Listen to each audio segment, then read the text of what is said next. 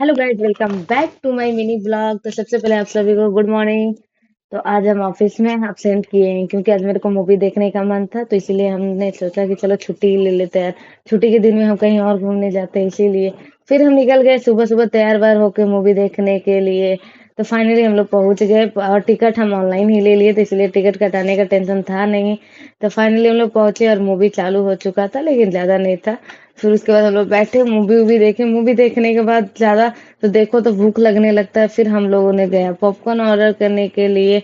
तो पॉपकॉर्न वॉपकॉर्न सारा आ गया हम लोग का खाने के लिए। तो फिर हम लोग ने यहीं पे ठूसना शुरू कर दिया अपना।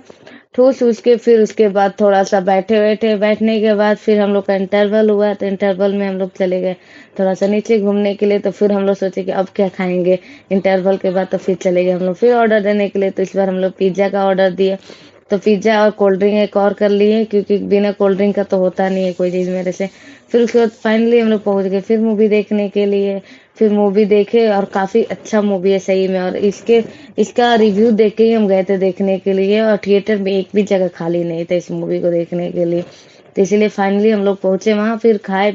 हम लोग का पिज्जा उज्जा आ गया था, तो फिर हम लोग खाए पिए। खाने पीने के बाद फिर हम लोग वहां से निकल गए।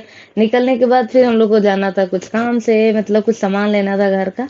तो वहां पे चले गए, वहां पे बातचीत किए, फिर सामान वामान लिए। सामान वामान लेने के बाद फिर हम घर के तरफ आ रहे थे।